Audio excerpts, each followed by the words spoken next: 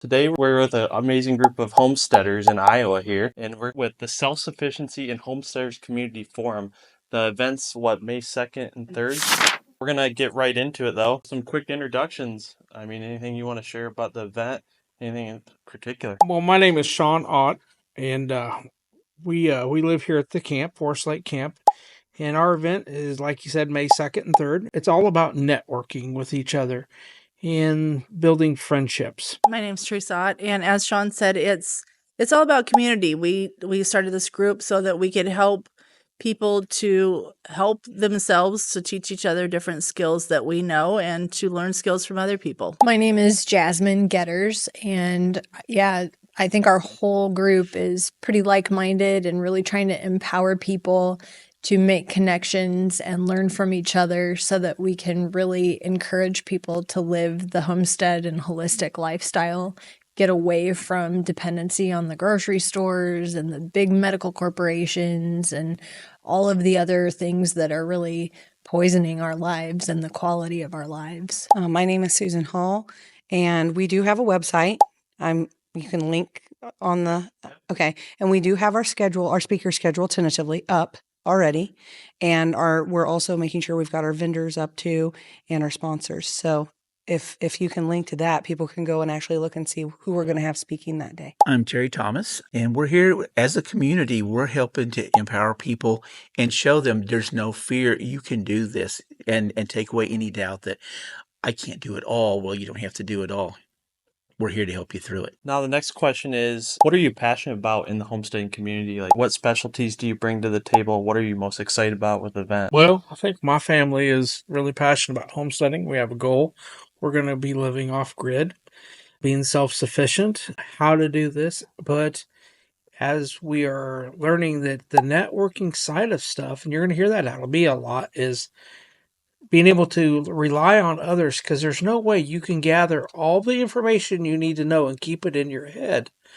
And the friendships that we've built with this new committee that has been formed now about a year. I think for me, I'm, during this time when, that is our ultimate goal, to become full-time homesteaders. We're not there yet, but in this time of what I would call a time of waiting, we are learning as many skills as we can from other people and sharing what we know, and just trying to perfect those skills and continue doing them until we feel like we know what we're doing, which is sometimes a never-ending thing, I think the things that I'm most passionate about with homesteading is the ability to be self-sufficient oriented.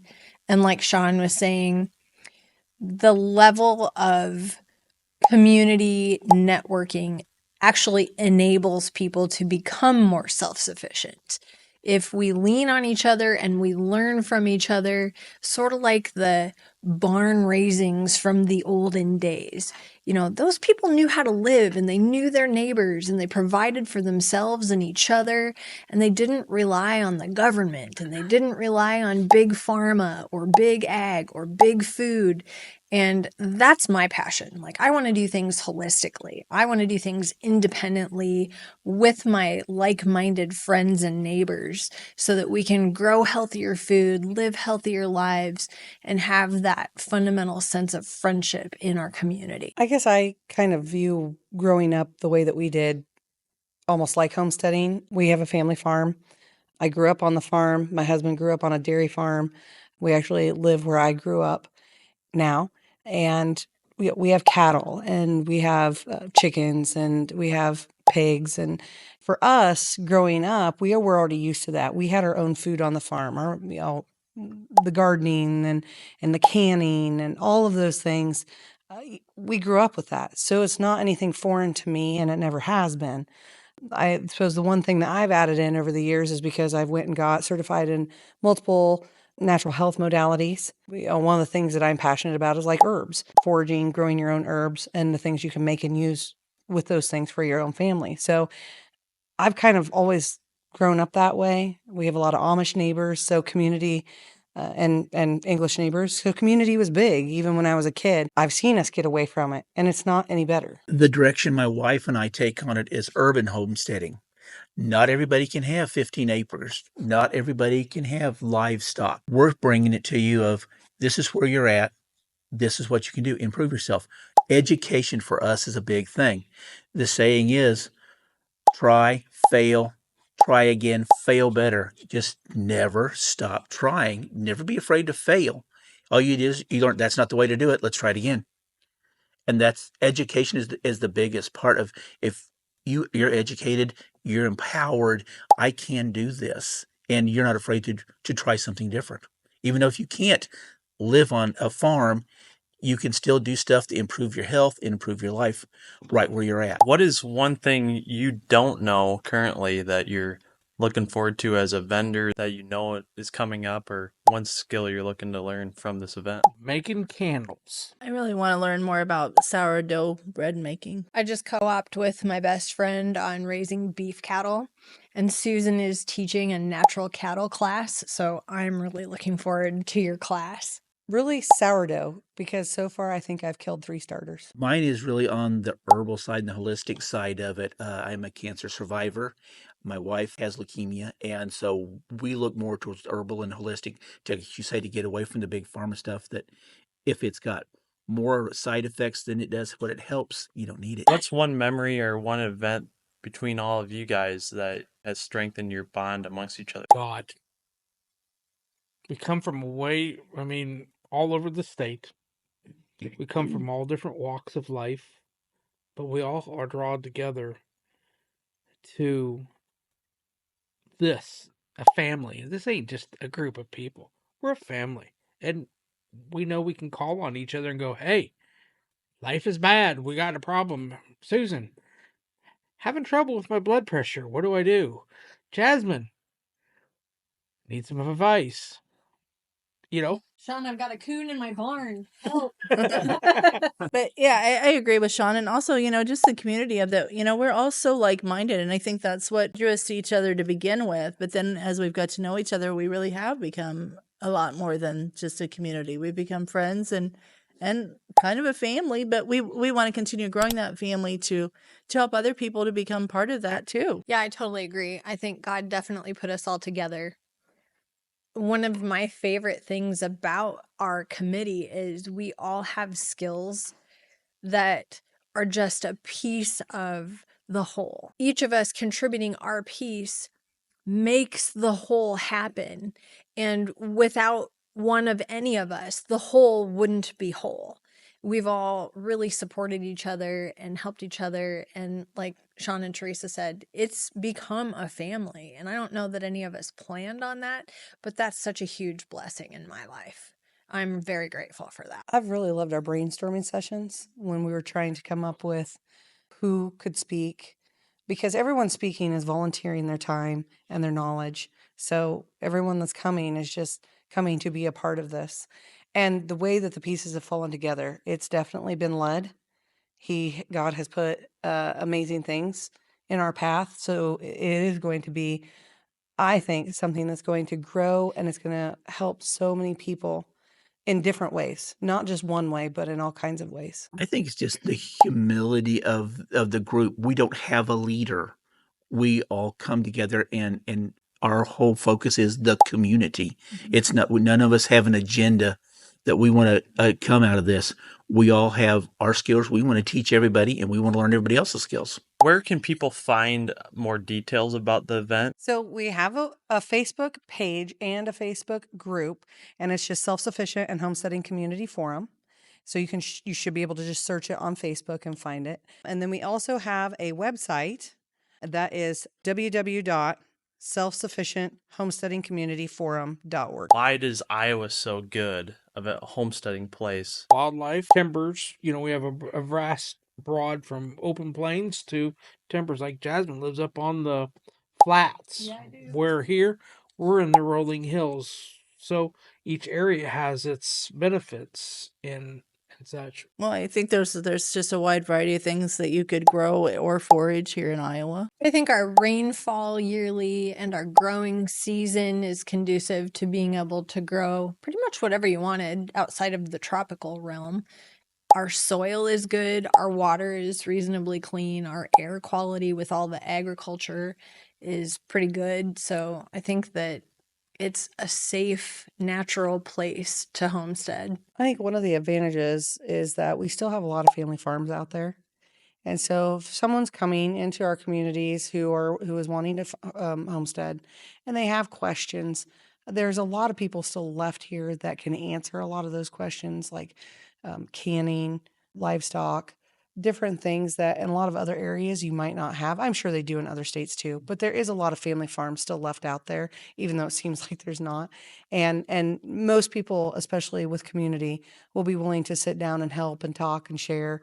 And I do think that is an advantage that we have. Yeah, like Sean said, we have a lot of wildlife. We also have a lot of wild foraging that we have such great opportunities in different areas to go with. A lot of fishing opportunities. Homesteading is your primary goal, but once again, you still need to have other hobbies and stuff to go on, so you get a break from it.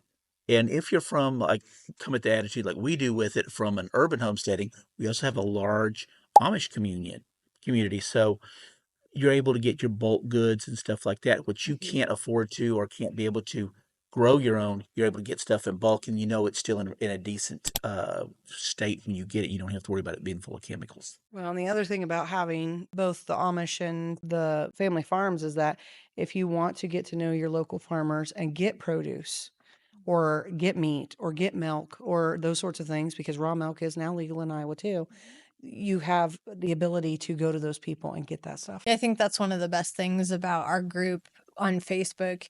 You can meet like-minded people, and nobody is capable of producing everything that they need. So networking is going to be really important. And on our group, you can reach out and say, hey, who has raw milk in my area? Or does anybody have chicks that they've hatched that they want to find homes for? You know, there's a lot of resources here in our people. Like Iowa Nice is a real thing. So I think everybody here and everyone that I know in my network would be happy to help people learn, like Susan said. The networking side, but like for us, we buy beef from Susan. And to be quite frank, it is some of the best beef that I have ate in a long time. And I'm not a big beef person, but I eat it. But with the first time we tried it, it was just like delicious. Not your grocery store beef that tastes like it's rubber tire. And besides that, I know the person I'm buying it from. I know that my money is going to help somebody that's in my community, not some rich man in New York. What are some final thoughts you got just for the entire event, really? What are some closing thoughts that you guys have? Come be a part of this. Come down with an open mind, ready to learn and teach everybody's different skills, from candle making to homeopathic medicines or whatever they want to call it, the good medicines, to making bear fat into lard. And there's just going to be a huge variety of different classes. I mean, I'm sure there's going to be several things that everyone would enjoy going to. I mean, like there's going to be bees, there's going to be sourdough, there's going to be, like Sean said, candle making, which is another one that I'm excited to learn more about. But there's just a huge variety of things, and there's going to be a good variety of vendors that'll be selling their things, and all those vendors are people with home-based businesses, or they're all natural products they're selling. So it's a great opportunity to help your fellow homesteaders. I just, would like to second what Sean said. Come join us. Come learn. Come share what you already know.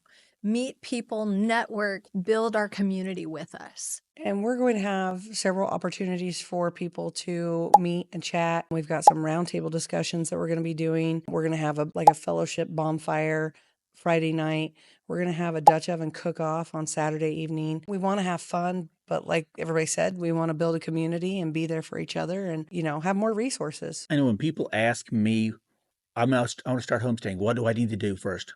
First thing I ask them is, what do you know?